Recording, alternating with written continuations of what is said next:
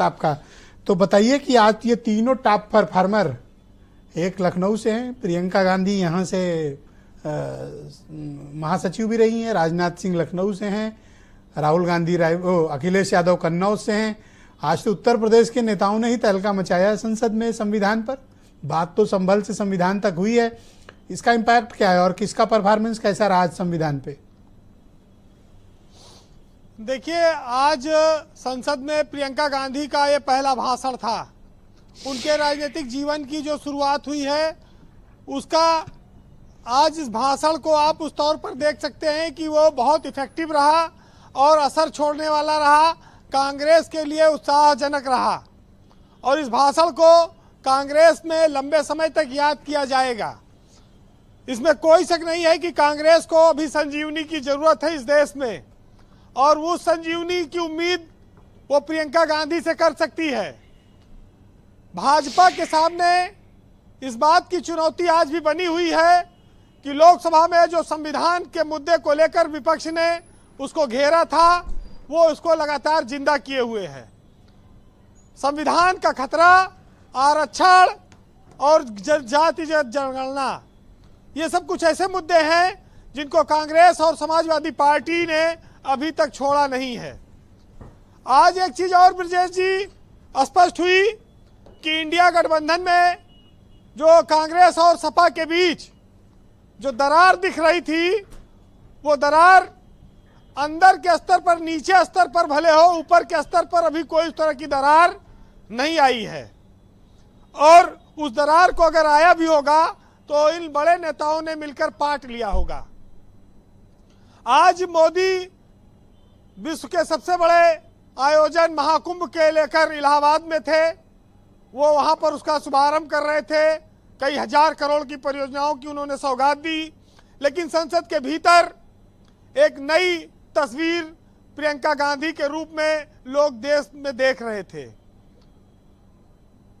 जब से कांग्रेस का संख्या बढ़ी है सदन में, तब से उसके हौसले भी बढ़े हैं और यही वजह है कि इस बार उन्होंने संसद को अपने दम पर अकेले ठप कर रखा है और मुद्दों को वो लगातार आगे बढ़ा रहे हैं।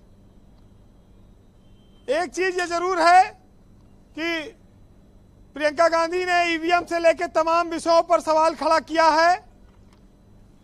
हालांकि ईवीएम के लेकर जो विचार था वो कांग्रेस के जमाने में ही आया था, लेकिन अब चूंकि बीजेपी के राज में उसको बार बार कांग्रेस उठाती है।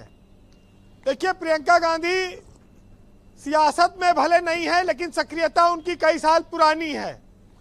वो संसद में पहली बार गई हैं, उनके सामने एक लंबी उम्र पड़ी है और वो देश में एक बड़ा नेतृत्व दे सकती हैं और इस उम्मीद में कांग्रेस पार्टी अपने इस नौजवान नेता को आगे लेकर आई है।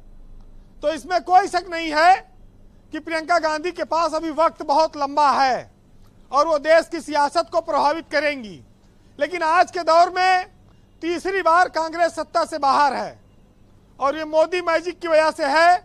तो अभी तो 2029 तक ये मान के चलिए कि लोकसभा में कांग्रेस की या किसी और दल की सरकार बनने की कोई उम्मीद नहीं है। आज अल्लू अर्जुन गिरफ्तार हो गए, एक पिक्चर आई पुष्पा, मैं झुकेगा नहीं।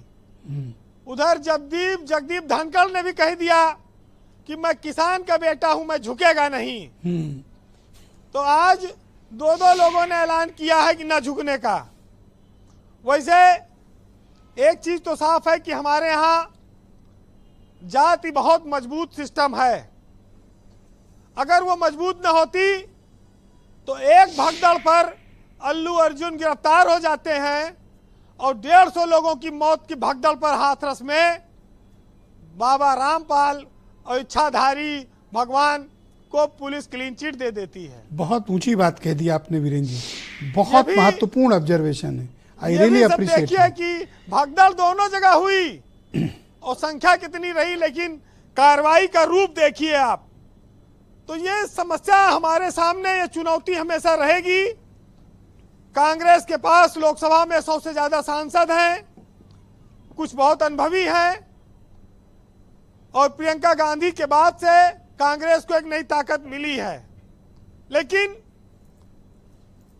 भाजपा को आज भी इन चीजों से सावधान रहना होगा।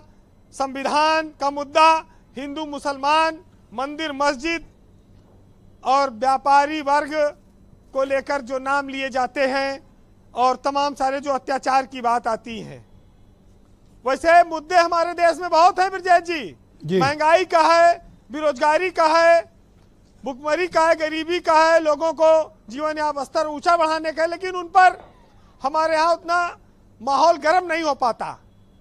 गर्माता इन्हीं मुद्दों पर है, या तो किसी व्यापारी पर, या हिंदू मुसलमान पर, या संविधान पर। आज संयोग से हम लोग संविधान के 75 साल के गौरवशाली इतिहास पर भी इकट्ठा हुए और संसद पर उस पर चर्चा हुई है। इस इतिहास के बहाने विपक्ष का काम है कि वो घेरेगा सरकार को, लेकिन ये भी है